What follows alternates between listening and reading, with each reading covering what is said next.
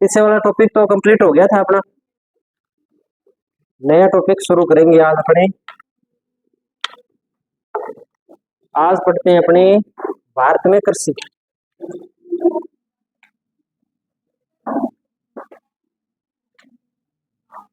भारत में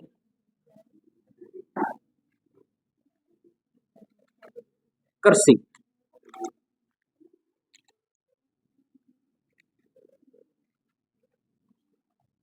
भारत में कृषि। कृषि तो आप जानते ही हो, कृषि किसे कहते हैं?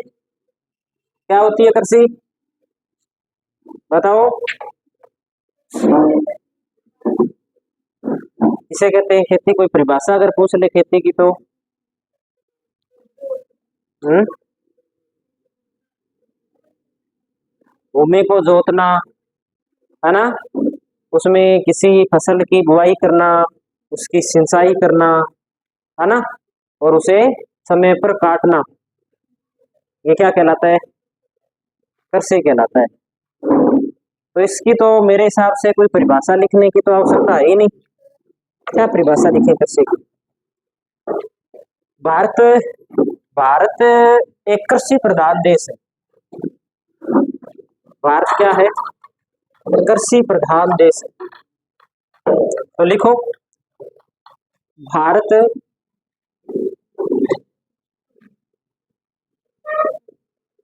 कृषि प्रधान देश है।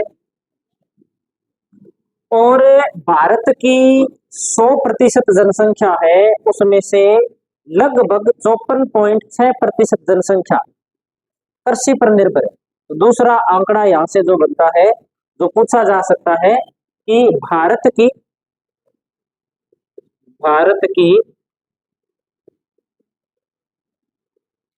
54.6% जनसंख्या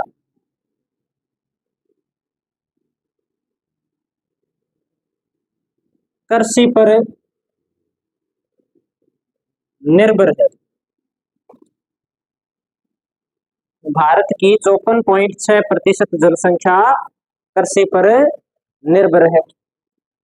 फिर अपने बात करें सकल घरेलू उत्पाद में कृषि का योगदान कितना है, तो लगभग 17% योगदान सकल घरेलू उत्पाद के अंदर है कृषि का। तो लिखेंगे भारत में सकल घरेलू उत्पाद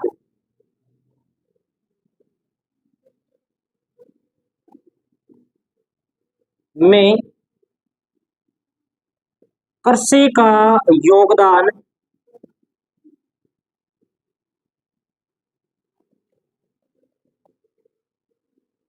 या कृषि का जो हिस्सा है वो 17% है।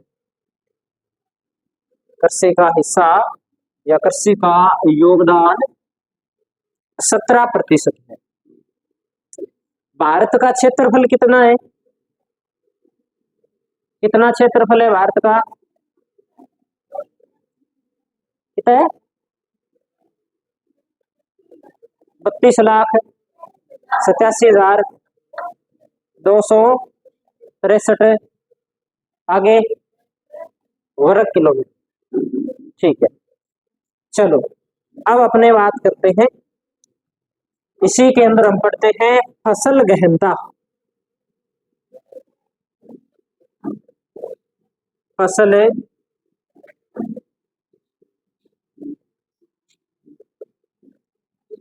गहनता। देखो, फसल गहनता किसे कहते हैं? फसल गहनता निकाली जाती है वर्ष के अंदर। कोई एक खेत है, एक खेत के अंदर एक वर्ष के अंदर कितनी फसलें बोई गई है या कितना क्षेत्र उसका बोया गया है, उसे क्या बोलते हैं? फसल गहनता बोलते हैं। तो एक तो लिखते हैं फसल गहनता के अंदर अपने एक वर्ष में फसल की बारंबारता। फसल गहनता क्या है? एक वर्ष में फसल की बारंबारता। फसल गहनता का सूत्र होता है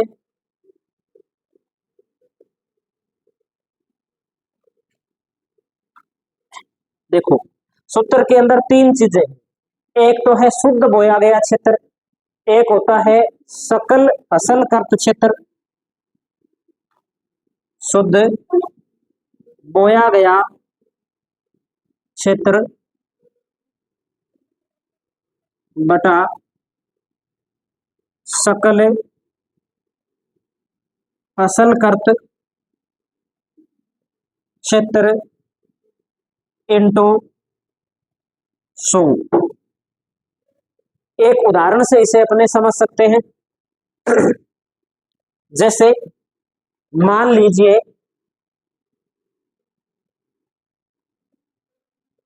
लीजिए कि एक व्यक्ति है, उस व्यक्ति का नाम है रविंद्र। रविंद्र के पास में कितनी जमीन है रविंद्र? 40 बीघे। ठीक है, मान लो इनके पास कितनी जमीन है? 40 बीघे जमीन है। ठीक है, इस 40 बीघे जमीन के अंदर इन्होंने क्या किया, क्या क्या फसल बो रखी है बताओ? कितने बीघे हैं? 10 बीघे मूंग है और 6 बीघे मूंगफली है और 10 बीघे नरमा है। ठीक है, बाकी खाली है। कितने हो गए ये? 10 और 10 20 और 6 26। तो एक फसल के हो गए। मान लेते हैं 25 बीघे इन्होंने बो दिया आगे सरसों और क्या बो दिया, गेहूं बो दिया, और 10 बीघे इन्होंने बो दिया जायद की फसल के रूप में, इन्होंने ककड़ी तर बो दी, सब्जियां बो दी। जमीन तो कितनी है इनके पास में? 40 बीघे। इन्होंने क्या किया, एक फसल के अंदर 26 बीघे, दूसरी फसल के अंदर 25 बीघे और तीसरी फसल के अंदर 10 बीघे, है ना। और वैसे भूमि कितनी है इनके पास में? 40 बीघे। लेकिन इन्होंने एक साल के अंदर कितनी भूमि है वो बो दी, कितनी फसल ली है? 26 और 25 कितने हो गए? 51। 51 और 10 61। भूमि कितनी है इनके पास में? 40 बीघे। तो लिख दो इस प्रकार से 61 बटा 40 इंटू 100 कर दो। फसल की बारंबारता आ जाएगी, फसल गहनता आ जाएगी। आई बात समझ में या ऊपर से गई? आ गई ना? तो बताओ कितना आएगा उत्तर? आंकड़ा अजीब लग रहा है तो इसको 60 कर देते हैं। अब कर दो, इसे 25 कर देते हैं। आप बताओ कितना आएगा, कितने पे कटेगा? 150 आएगा। ये फसल गहनता है। फसल गहनता ऐसे प्रश्न देके भी पूछी जा सकती है और सूत्र भी पूछा जा सकता है ना। दोनों ही बात पूछी जा सकती है। तो निकाल लोगे फसल गहनता। तो एक तो ये अपने एक प्रकार से क्या करके देख लिया, प्रश्न करके देख लिया, इसे कॉपी में उतारने की कोई आवश्यकता नहीं है। ये फसल गहनता कैसे निकाली जाती है, भारत की फसल गहनता कितनी है ये पूछी जा सकती है। तो अगली बात हम लिखते हैं, लिखो भारत की फसल गहनता 142% है। भारत की फसल गहनता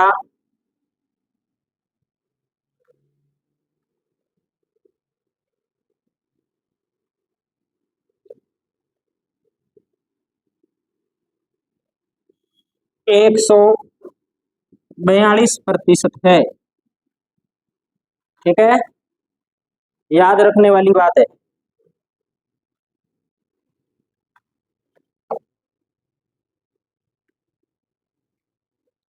भारत के अधिकांश अपने देखें तो दूसरे देशों के मुकाबले भारत की कृषि करने के क्षेत्र में जो क्षेत्र है वो ज्यादा उपयोगी है, इतना दूसरे देशों के अंदर नहीं है। लेकिन समस्या क्या है भारत के अंदर? भारत के अंदर समस्या ये है कि भारत का 52% जो कृषि क्षेत्र है वो वर्षा पे निर्भर है। आधे से ज्यादा क्षेत्र जो कृषि की जाती है जिसपे, वो किस पे निर्भर है? वर्षा के ऊपर निर्भर है। और वर्षा अनियमित है और वर्षा क्या है? अनिश्चित है। एक तो टाइम पे नहीं आती और फिर कितनी होगी उसकी कोई गारंटी नहीं है। अनियमित का मतलब हो गया समय पर नहीं आना, और अनिश्चित का मतलब है पता नहीं कितनी हो। तो लिख सकते हैं भारत का 52% कृषि क्षेत्र, भारत का 52% कृषि क्षेत्र वर्षा पर निर्भर है। भारत का 52% कृषि क्षेत्र वर्षा पर निर्भर है।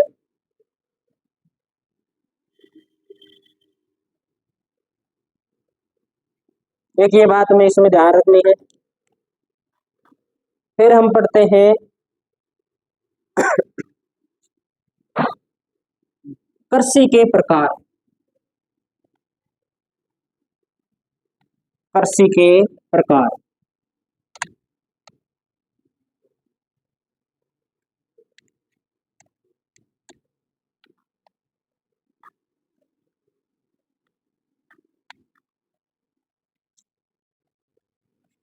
कृषि कितने प्रकार की होती है?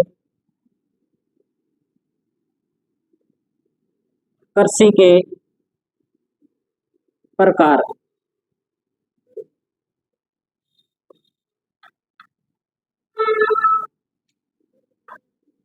कृषि दो प्रकार की होती है सामान्य वर्गीकरण के तहत। एक तो कृषि होती है निर्वाह कृषि, और एक कृषि होती है वाणिज्य कृषि। तो एक तो हम लिखते हैं निर्वाह कृषि, और दूसरा हम प्रकार लिखते हैं वाणिज्य कृषि। अब आप देखो कि मानव सभ्य रूप से कब रहने लगा था, सभ्यताओं का विकास हुआ तब, है ना। और सभ्यता के बारे में हम कौन सी सभ्यता पढ़ते हैं अपने भारत के संदर्भ में? सबसे पुरानी सभ्यता कौन सी पढ़ते हैं? सिंधु घाटी सभ्यता। लेकिन हम इससे और पीछे जाएं, सिंधु घाटी सभ्यता से भी पीछे जाएं, यानी कि अपने बात करें लगभग लगभग आज से 12,000 साल पहले की बात करें, यानी कि 10,000 ईसा पूर्व के आसपास की बात करें, तब मानव कुछ न कुछ मात्रा के अंदर क्या है, मानव समझदार हो गया था। मानव रहने के तरीके में परिवर्तन करने लग गया था। मानव धीरे धीरे पहिए का आविष्कार कर लेता है, आग का आविष्कार कर लेता है। ये सारे काम आज से लगभग 12,000 वर्ष पहले होने प्रारंभ हो गए थे। जब इतिहास पढ़ते हैं ना अपने, तो ये जानकारी अपने को मिलती है। लेकिन जब मानव क्या है, मानव पहले तो मानव जंगलों में घूमता था, जो मिल गया वो खा लिया, नहीं तो भूखा ही सो गया। तो पेड़ के पत्ते मिल गए तो पेड़ के पत्ते खा लिया, कोई जानवर मिल गया खाने के लिए तो जानवर खा लिया, ऐसे रहता था। लेकिन बाद में जब इन मानवों की संख्या बढ़ी, तब इन्होंने क्या किया, कुछ ऐसे पौधे और कुछ ऐसे पशु उन्होंने के पालने शुरू कर दिए, जिससे क्या उनका जीवन निर्वाह हो सके। मनुष्य ने अपना घर बना लिया, एक निश्चित स्थान पर मनुष्य रहने लग गया। बाद में क्या, जब सिंधु घाटी सभ्यता के आसपास, यानी कि 3,000 ईसा पूर्व से लेकर के 1500 ईसा पूर्व के आसपास की अपने बात करें, तब मानव ने क्या है, अपना जीविका निर्वाह करने के साथ साथ में क्या, उसने व्यापार करना भी शुरू कर दिया। यानी कि 10,000 ईसा पूर्व से लेकर के 3,000 ईसा पूर्व तक तो मानव क्या कर रहा था, सिर्फ जीवन निर्वाह ही कर रहा था। अब इसके साथ में क्या करने लग गया, वो व्यापार भी करने लग गया। सिंधु घाटी सभ्यता पे एक फिल्म आई हुई है, देख लेना। सिंधु घाटी, उसकी है, क्या नाम है उसका, एक लंबा सा एक्टर है ना, क्रिस फिल्म जो बनाता है, क्या नाम है उसका? क्रिस फिल्म नहीं देखी? ऋतिक रोशन, उसकी, हाँ, उसकी फिल्में देख लेना। सिंधु घाटी सभ्यता, उस समय की सारी व्यवस्था समझ में आ जाएगी। तो निर्वाह कृषि, निर्वाह कृषि का मतलब क्या हो गया, जिसके द्वारा मानव अपने जीवन का क्या करता है, निर्वाह करता है ना। तो निर्वाह कृषि दो प्रकार की होती है। एक तो होती है आदिम निर्वाह कृषि। एक तो कौन सी कृषि होती है? आदिम निर्वाह कृषि। आदिम निर्वाह कृषि का मतलब है कि यह कृषि आदिवासी लोग करते वर्तमान के अंदर तो, और पहले जो भी मनुष्य होता था वो कौन सी कृषि शुरू की प्रारंभ में? आदिम निर्वाह कृषि। और ये आदिम निर्वाह कृषि भी दो प्रकार की होती है। आदिम निर्वाह कृषि दो प्रकार की होती है। कौन से होते हैं दो प्रकार? तो एक तो है स्थानांतरणशील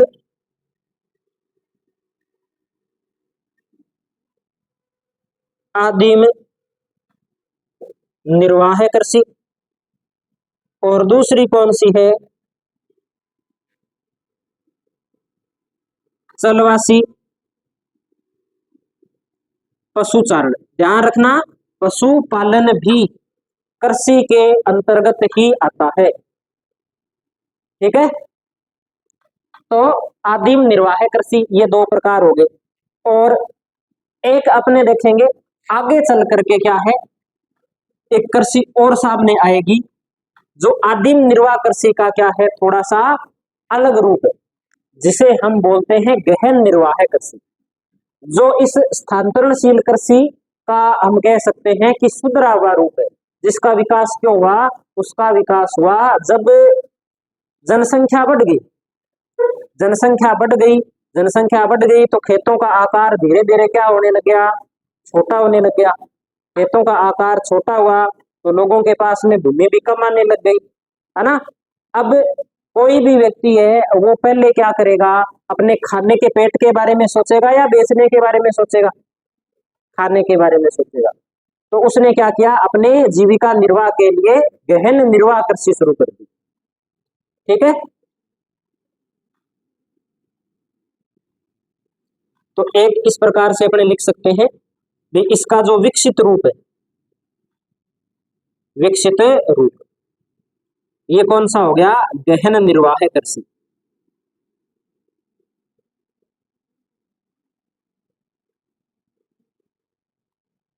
गहन निर्वाह कृषि क्यों शुरू की? क्योंकि पहले भूमि ज्यादा थी, लोग है वो कम थे, तो जहां चले जाते वहीं खेती कर लेते, 2 साल कहीं कर ली, 2 साल कहीं कर ली। लेकिन जैसे जैसे संख्या बढ़ी, अब लोगों को भी लगने लगा कि घूम घूम कर खेती करने से अच्छा है किसी भूमि के एक टुकड़े के ऊपर अपना कब्जा कर लें और उस पर अपना स्वामित्व स्थापित कर लें और उसी क्षेत्र में अपने क्या करें? खेती करें। अन्यथा तो अपने स्थान बदलते जाएंगे और एक दिन जनसंख्या इतनी ज्यादा हो जाएगी कि भूमि है वो हिस्सा अपने को मिलेगा ही नहीं। तो लोगों ने क्या किया? आगे चल करके गहन निर्वाह कृषि भी आगे चल करके शुरू हो जाती है, जिसको भी हम पढ़ेंगे। अब अपने बात कर लेते हैं वाणिज्य कृषि। वाणिज्य कृषि 3 प्रकार की होती है। एक तो होती है अनाज कृषि। हाँ जी, अच्छा इधर लिखा ही नहीं क्या? आगे इधर लिख दिया ना। इसी का विकसित रूप कौन सा है? गहन निर्वाह कृषि। गहन निर्वाह कृषि, इसमें सुधार हुआ तब कौन सी कृषि विकसित हुई है? गहन निर्वाह कृषि विकसित हुई है। उसको वहां अपने लिख सकते हैं। ये एक प्रकार से क्या है, जो निर्वाह कृषि है, आदिम निर्वाह कृषि है, इसका क्या है? तो विकसित रूप है। ये अपने ध्यान में रखेंगे, वो गहन निर्वाह कृषि है। इधर अपने बात करें वाणिज्य कृषि। वाणिज्य का मतलब होता है व्यापार करना। इसमें एक तो कौन सी कृषि आएगी? अनाज कृषि, जिसमें देखो अपने क्षेत्र के अंदर अपने क्या करते हैं, वो एक ही बात है, इसी का विकसित रूप ये यहाँ पे है। अगर किसी ने यहाँ लिख लिया तो भी वो गलत नहीं है, किसी ने यहाँ लिख लिया तो भी वो गलत नहीं है। ठीक है, क्योंकि ये क्रम के अंदर विकसित है। पहले ये आई है, इसके बाद में जब जनसंख्या ज्यादा हो गई तब वो रूप विकसित हुआ है। और पशुचारण वाला वो पहले भी चल रहा था और पशुचारण वाला आज भी चल रहा है। अब देखो अनाज कृषि, एक अपने क्षेत्र में अपने बात करें या अपने उत्तर प्रदेश, बिहार, पश्चिम बंगाल की बात करें। हाँ जी, चल रहा है ना। ये रही।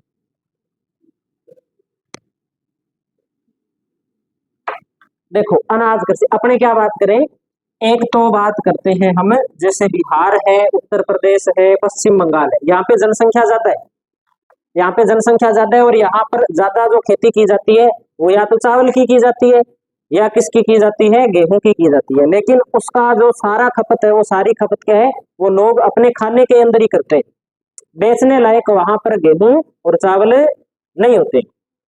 लेकिन दूसरी ओर देखें अपने अमेरिका, कनाडा, ब्राजील, अर्जेंटीना, ये जो देश है, जैसे रूस देश है, यहाँ पे क्या है, यहाँ भी गेहूं बोया जाता है, मक्का बोया जाता है, चावल भी बोया जाता है।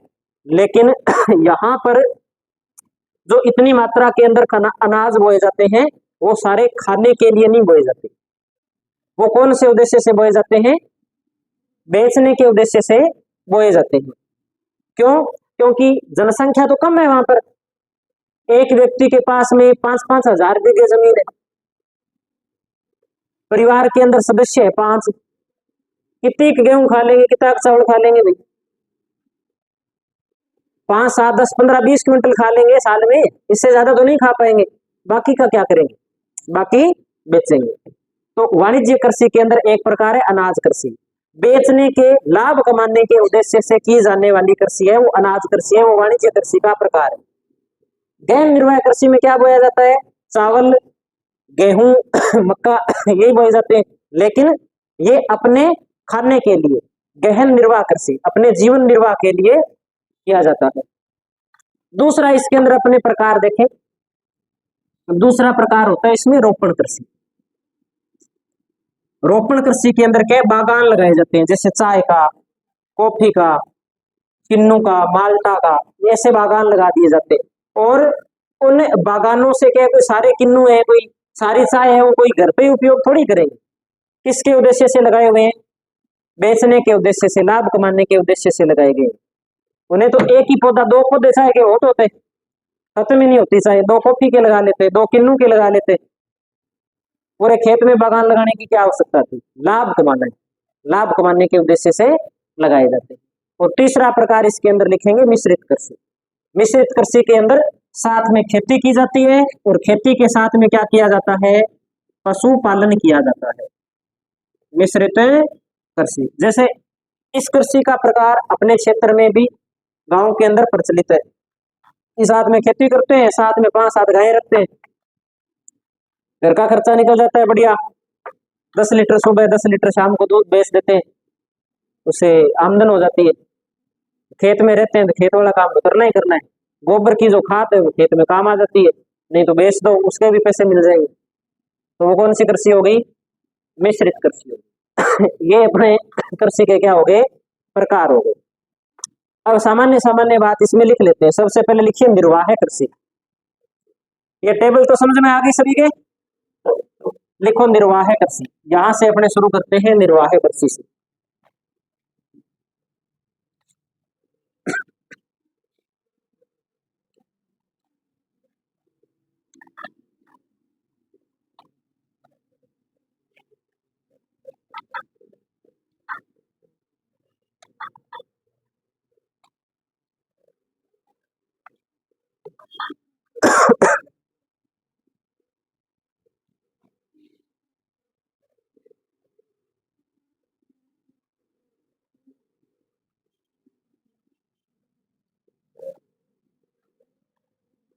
निर्वाह कृषि में लिखो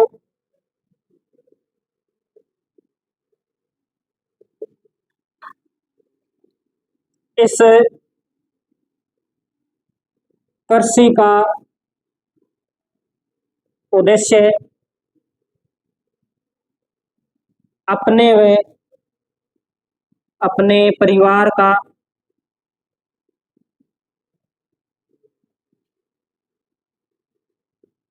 भरण पोषण, भरण पोषण करना होता है। इस कृषि का उद्देश्य अपने व अपने परिवार का भरण पोषण करना होता है। यानी कि कुल मिलाकर के इसमें जो आगे जाकर के जो बात आएगी वो ये है कि सिर्फ इतना ही काम है कि बेचने वाचने के लिए कुछ नहीं करना, सिर्फ अपने और अपने परिवार का टाइम पास करने के लिए जो कृषि की जाती है वो निर्वाह कृषि है। इस कृषि की विशेषता क्या होती है कि इसमें तकनीक का कम उपयोग किया जाता है। जैसे जैसे ट्रैक्टर है या स्प्रे करने के जो आधुनिक ड्रम है या फसल को काटने की जो बड़ी मशीनें हैं उनका प्रयोग नहीं किया जाता। ये सारा काम मनुष्य अपने हाथों से व परिवार के सहयोग से करता है। तो लिख देते हैं इसमें कि यह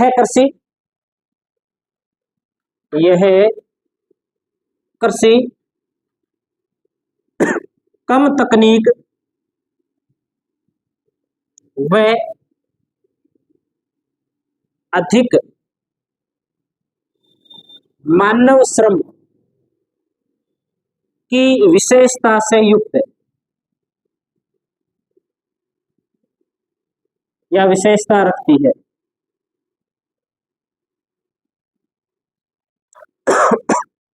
अगली बात करें इसमें, ऐसी कृषि कहाँ की जाती है ज्यादा? जो देश विकासशील है, विकसित नहीं हुए अभी या पिछड़े हुए जो देश है उनमें इस प्रकार की कृषि है वो ज्यादा की जाती है। तो लिखेंगे इस प्रकार की कृषि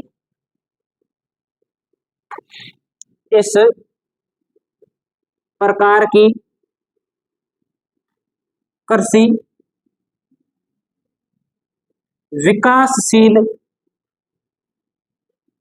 देशों में की जाती है। भारत विकासशील देश है या विकसित है? विकासशील है, तो भारत में इस प्रकार की कृषि हमें मिल जाएगी। ठीक है, अपने गांव के अंदर हम देख सकते हैं कि अधिकांश जो लोग हैं उनके पास भूमि है वो 4-5 बीघे से कम है। अधिकांश किसानों के पास में भूमि है वो क्या है, कम है। तो उतनी भूमि से तो क्या होगा, फिर जीवन यापन ही हो सकता है।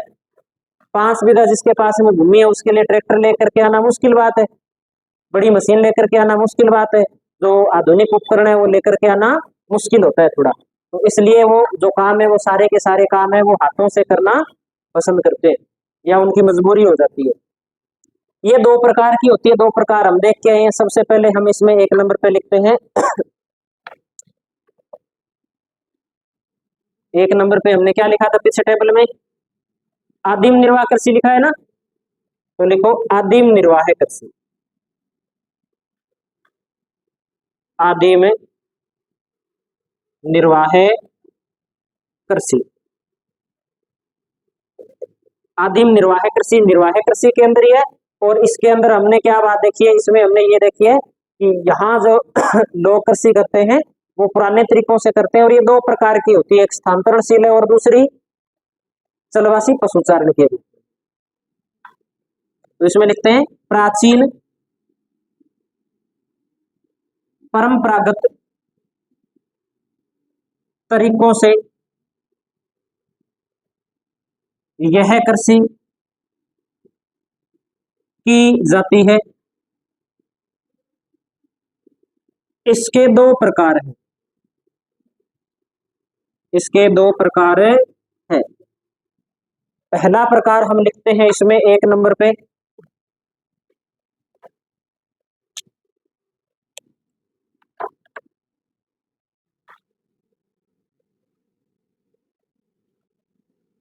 स्थानांतरणशील कृषि। 1 नंबर पे हम नोट करते हैं स्थानांतरणशील कृषि।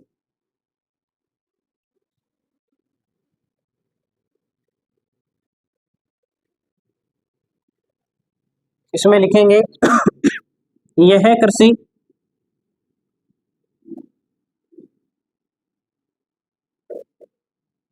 आदिवासियों द्वारा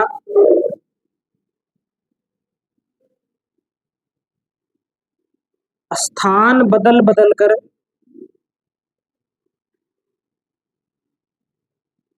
की जाती है। यह कृषि आदिवासियों द्वारा स्थान बदल बदल कर की जाती है।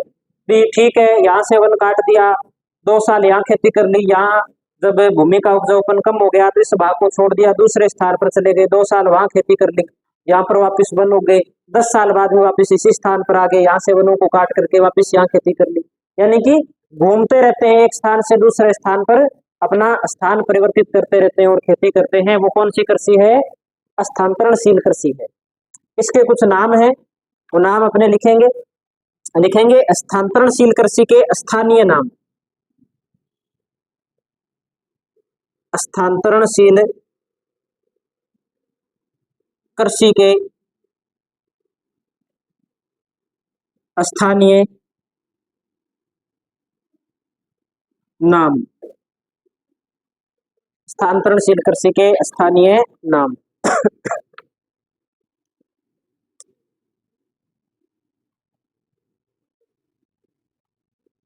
एक नंबर पे लिखो सबसे पहले आप झूमिंग।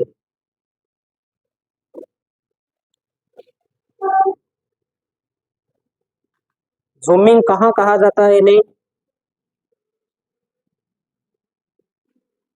झूमिंग इन्हें कहा जाता है उत्तरी पूर्वी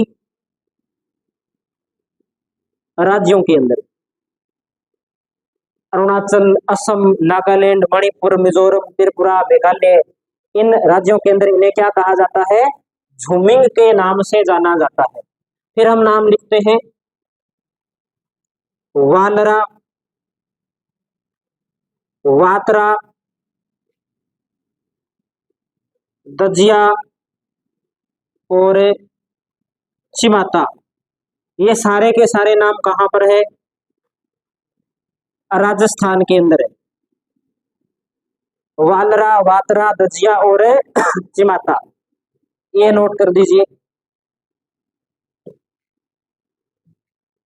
फिर हम एक नाम और लिखते हैं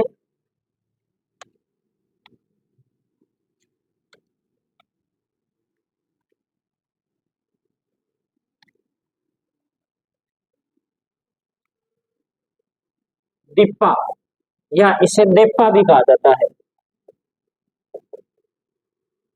दिप्पा या देप्पा। छत्तीसगढ़ के अंदर एक जिला पड़ता है बस्तर।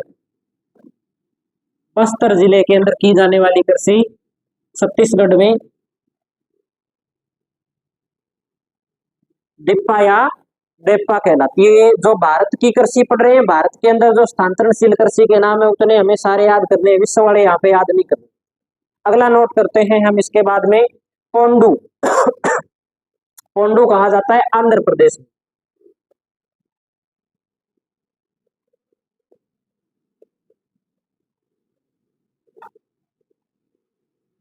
फिर अगला हम नोट करते हैं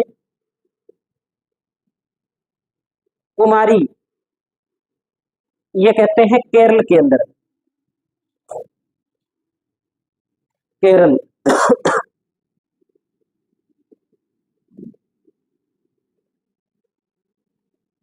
अगला नाम अपने नोट करते हैं जारा एरका, दक्षिण भारत के अंदर। जारा एरका दक्षिणी भारत।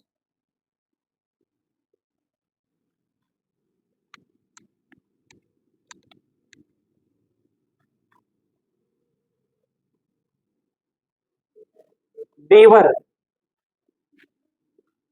मध्य प्रदेश के अंदर। देवर मध्य प्रदेश के अंदर। कमान व विंगा उड़ीसा के अंदर।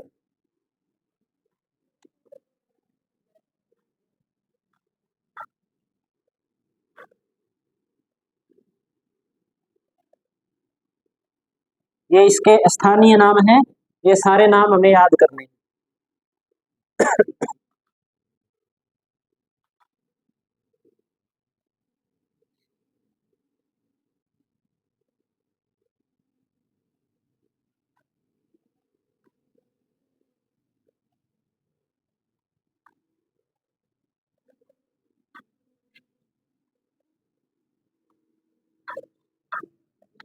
ये निर्वाह, आदिम निर्वाह कृषि का एक प्रकार हो गया स्थानांतरणशील कृषि। अब दूसरा कौन सा प्रकार था आदिम निर्वाह कृषि का? आदिम कृषि का स्थलवासी पशुचारण। तो लिखो स्थलवासी कृषि। सलवासी कृषि। इसमें लिखेंगे यह शुष्क एवं अर्ध शुष्क प्रदेशों में की जाती है। शुष्क एवं अर्ध शुष्क प्रदेशों में की जाती है। इसमें पशुओं को चारा व जल की तलाश में एक स्थान से दूसरे स्थान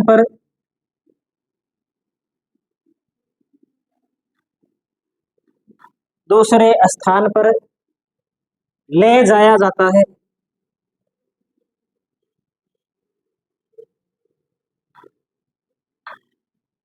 प्रमुख क्षेत्र की बात करें इसके,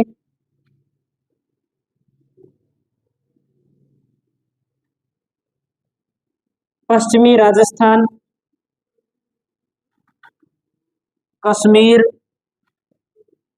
हिमाचल प्रदेश, उत्तराखंड,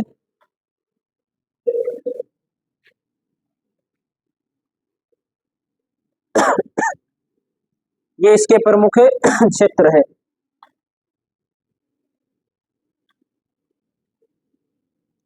अब निर्वाह कृषि के अंदर कौन सा प्रकार रह गया? गहन निर्वाह कृषि। आदिम निर्वाह कृषि तो हमने कर ही ली, चलवासी पशुचारण कर लिया। अब अगला लिखते हैं हम गहन निर्वाह कृषि।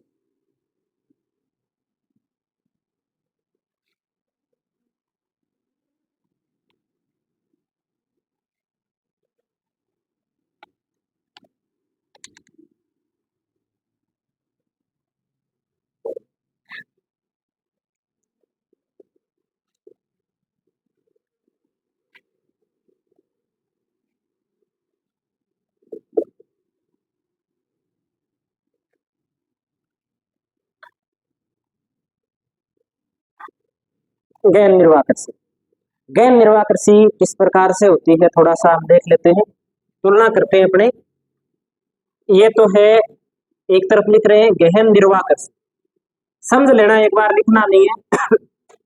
और एक तरफ लिखते हैं वाणिज्य अनाज कृषि। इन दोनों को आप पहले सही प्रकार से समझ लो, टाइम तो पड़ा है ना अभी। देखो, गहन निर्वाह कृषि के अंदर क्या होता है, जैसे ये एक खेत है, ठीक है, एक मरबा जमीन है ये, और इसके अंदर 5 परिवार रहते हैं। कितने परिवार रहते हैं? यानी कि 5-5 बीघे जमीन है इनके पास में। कितने हो गए? 1 2 3 4 और 5 टुकड़े हो गए ना। इधर भी इतना ही बड़ा खेत है, लेकिन यहाँ परिवार कितना है? एक ही परिवार है, मान लो एक ही परिवार के पास में 25 बीघे जमीन है। इधर जो 25 बीघे जमीन है वो कितने परिवार के पास में है? 5 परिवार के पास में। 5 परिवार में प्रत्येक परिवार के अंदर 5 सदस्य तो होंगे जो इस खेत में काम करते हैं, है ना।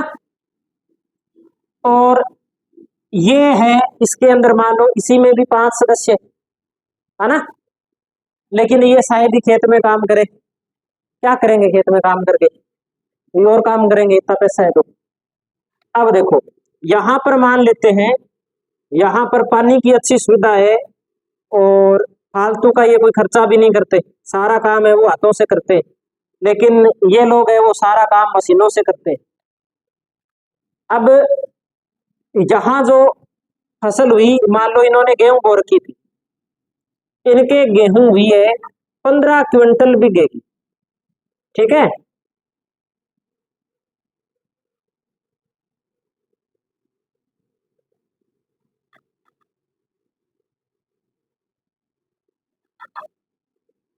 प्रति बीघा, 15 क्विंटल प्रति बीघा। और इसके हुई है 10 बीघा, 10 क्विंटल प्रति बीघा।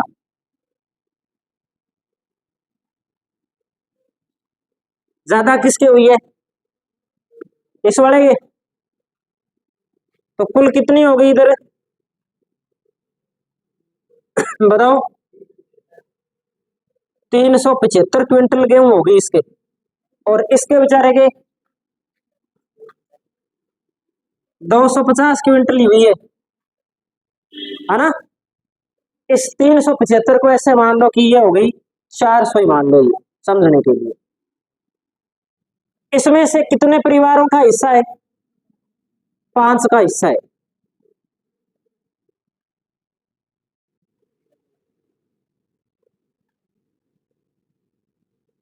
प्रत्येक परिवार को कितनी आई है? 80 क्विंटल आई है। और यहां एक परिवार को कितनी आई है ना? तो इन दोनों में वो इतनी खा लेंगे क्या सारी? नहीं खाएंगे। 20 क्विंटल रख लेंगे, ज्यादा खाएंगे तो बाकी सारी बेच देंगे। अब इधर है, इधर सिस्टम क्या है? कम है। तो अब ये ज्यादा किस में रखेंगे? खाने में ही रखेंगे। खाने के अलावा अगर बाई चांस कोई बचती है तो बेचने का सोचेंगे, है ना?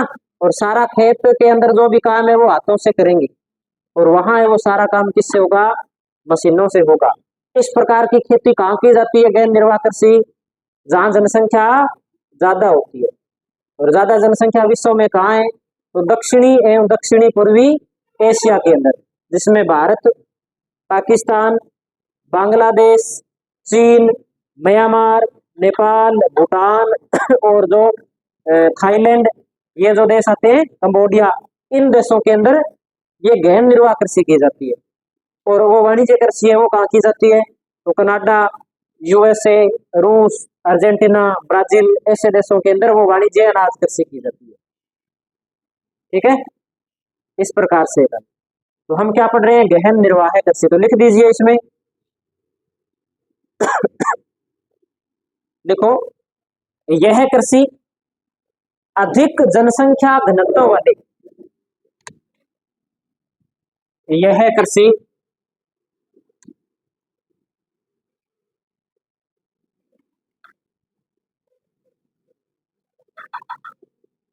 अधिक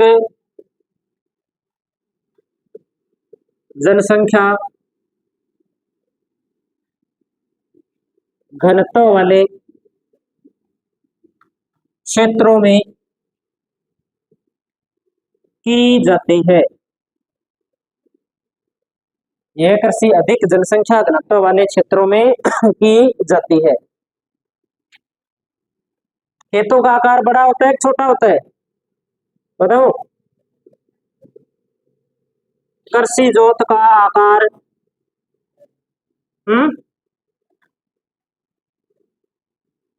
छोटा होता है।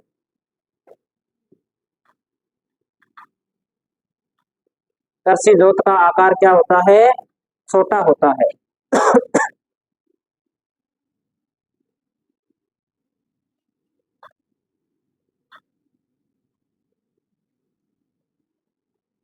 और बाकी वो बातें हैं कि भूमि का प्रत्येक हिस्सा गहनता से बोया जाता है। प्रति हेक्टेयर उत्पादन अधिक होता है, कम होता है? बताओ। तो लिख दो, प्रति हेक्टेयर उत्पादन अधिक होता है। प्रति व्यक्ति उत्पादन कैसा होता है? तो लिख दो, प्रति व्यक्ति उत्पादन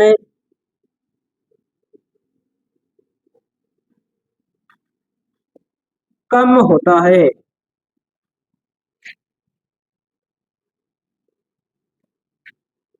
मानव श्रम पर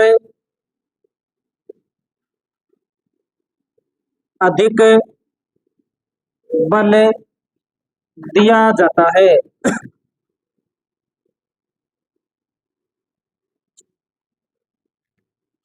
ये कौन सी कृषि हो गई? गहन निर्वाह कृषि।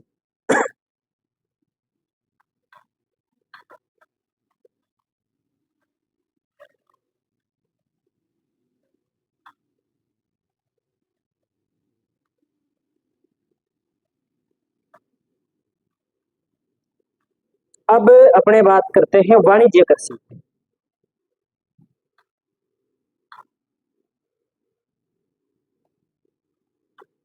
वाणिज्य कृषि टाइम तो नहीं हुआ ना अभी? लिखो फिर वाणिज्य कृषि।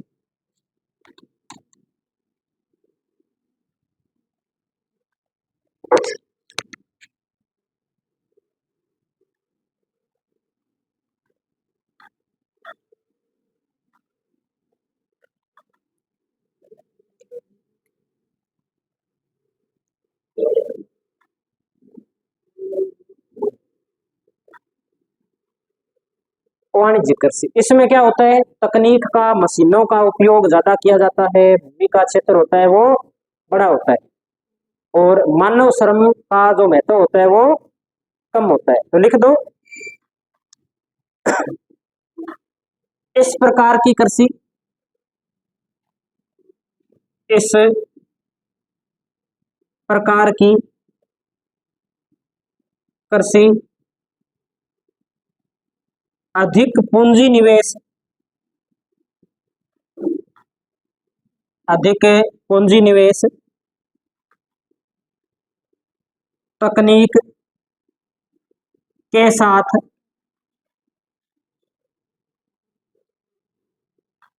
बड़े भूभाग पर, बड़े भूभाग पर की जाती है।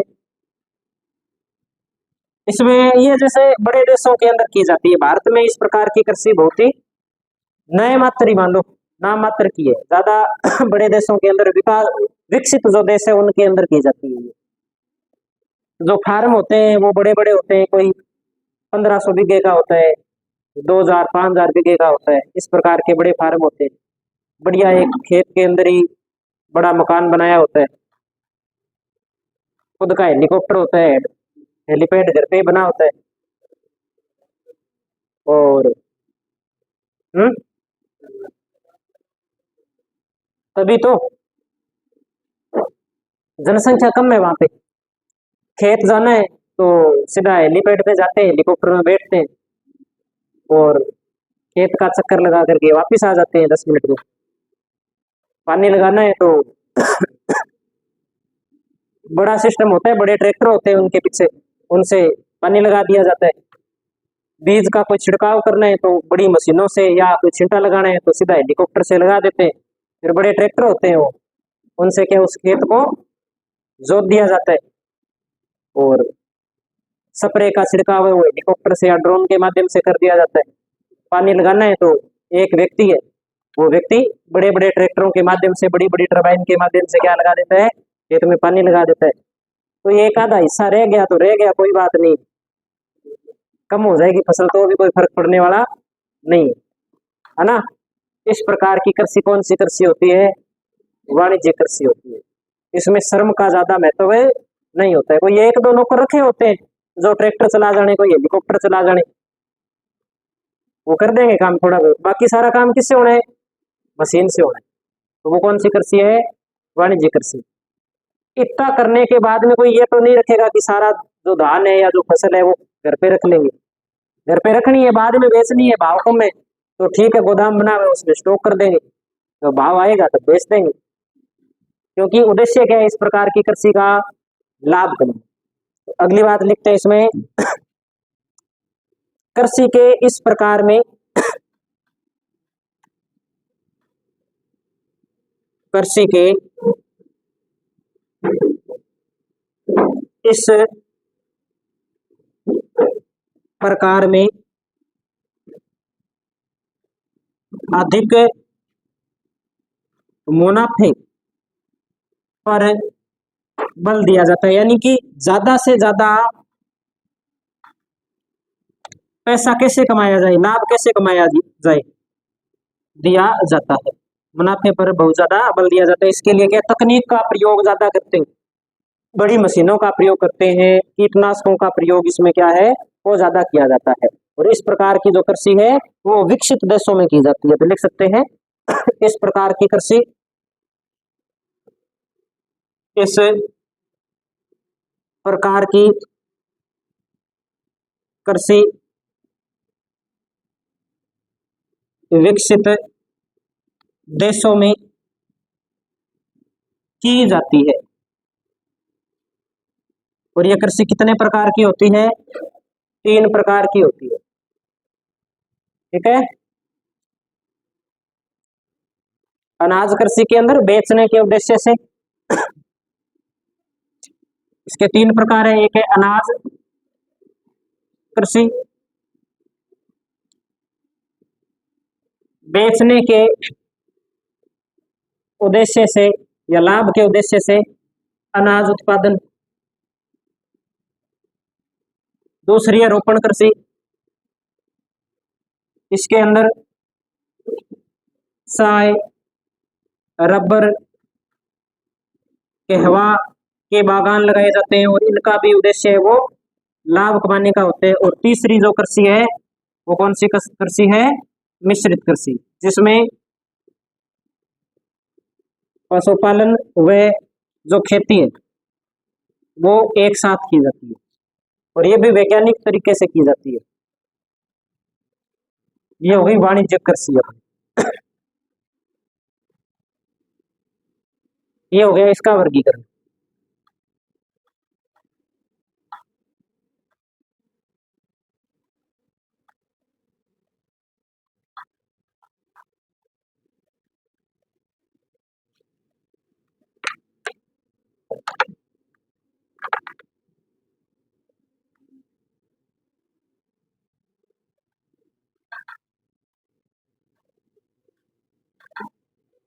अब अगली हेडिंग लगाते हैं अपने, भारत में फसलों का वर्गीकरण।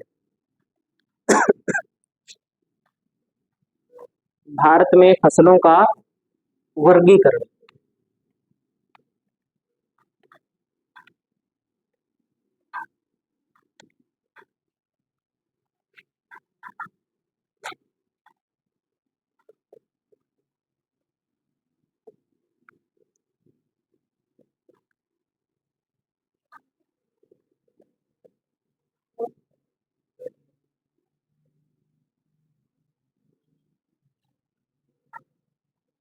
टाइम तो नहीं बना अभी,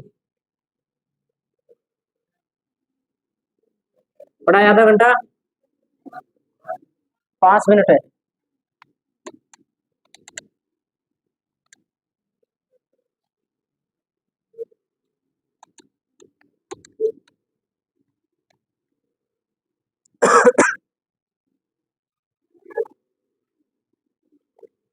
एक तो प्रकार पढ़ेंगे अपने जलवायु के आधार पे, और एक प्रकार हम पढ़ेंगे वर्गीकरण उत्पादन उद्देश्य के आधार पर।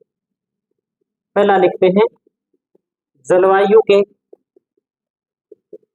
आधार पर, दूसरा प्रकार पढ़ेंगे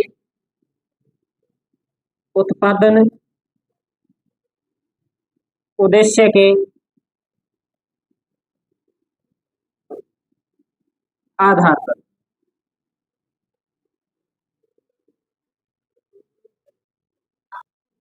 जलवायु के आधार पे फसलों को 3 भागों में बांटा जाता है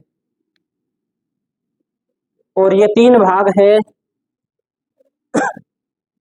कौन कौन से 3 भाग, एक तो है खरीफ, एक है रबी और एक है जायद।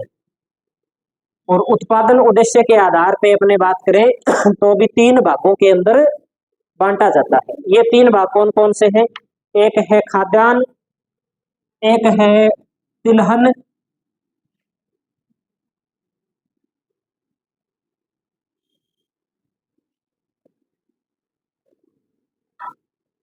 और एक है नकदी फसल या व्यापारिक फसलें, इस प्रकार से हम इन्हें बांट सकते हैं।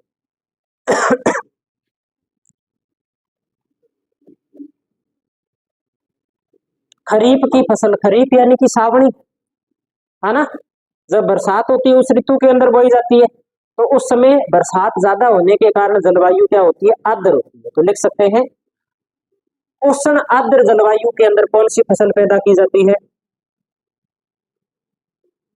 उष्ण आर्द्र जलवायु, यानी कि इस समय कौन सा काल होता है, वर्षा काल होता है। दूसरी फसल है रबी की फसल।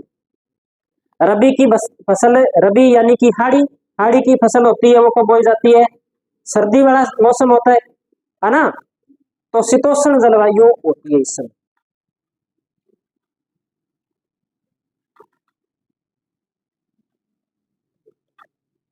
और जायद की फसल का मतलब हो गया, अभी कोई ककड़ी है, कोई तरबूज है, कोई खरबूज है, ये फसलें हैं, ये फसलें ग्रीष्म ऋतु में बोई जाती है। और ग्रीष्म ऋतु के अंदर मौसम कैसा होता है, शुष्क। तो जायद की फसल कौन सी जलवायु की हो गई, शुष्क जलवायु। ठीक है। अब देखो, गर्मी पहले बात करते हैं, वर्षा ऋतु की बात करें तो वर्षा ऋतु के अंदर तापमान रहता है वो 27 से 30 के बीच में रहता है। कितना तापमान रहता है, 27 से 30 डिग्री सेंटीग्रेड के बीच। रबी की ऋतु में जो तापमान रहता है वो 18 या 20 डिग्री से क्या है, एक प्रकार से उस तापमान है वो कम कम रहता है। हाँ। और जायद की फसल के अंदर जब गर्मी होती है तब तापमान कितने डिग्री से अधिक रहता है, 30 डिग्री के आसपास तापमान रहता है। तो तापमान भी हम इसमें थोड़ा ध्यान रखेंगे।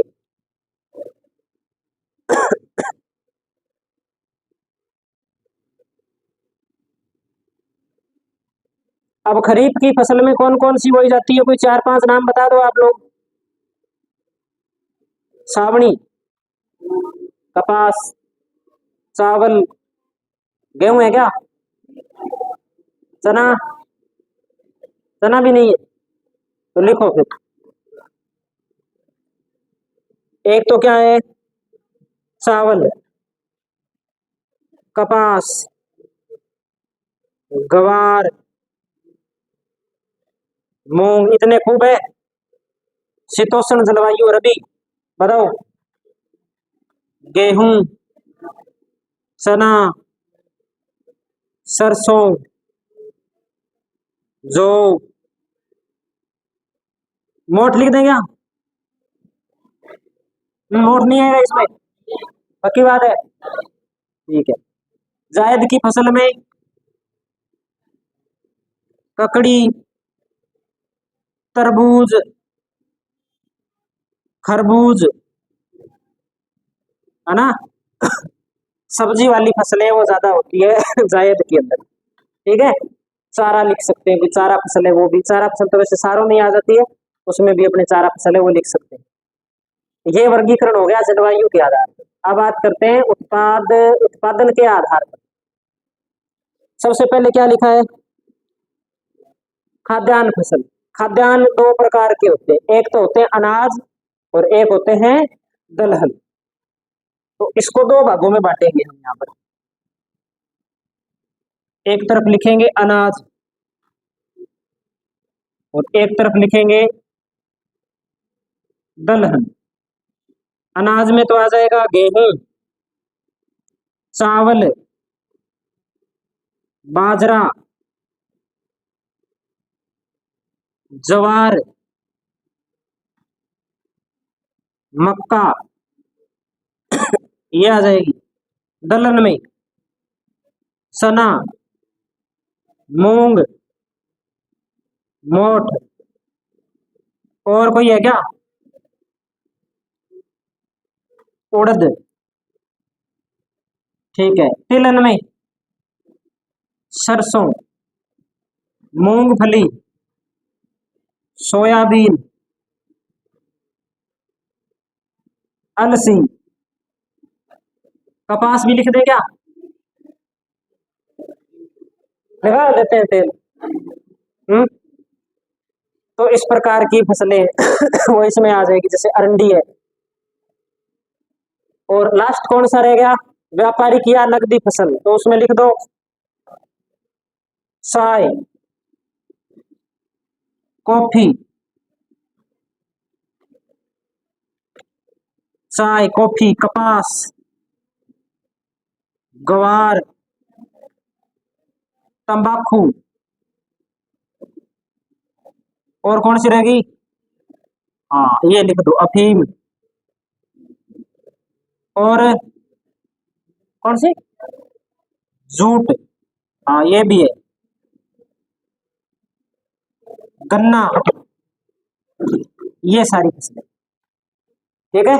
कल इनके थोड़े से उत्पत्ति स्थान देखेंगे पहले, और उसके बाद में इन फसलों के बारे में अपने पढ़ेंगे। आज इतना करते हैं।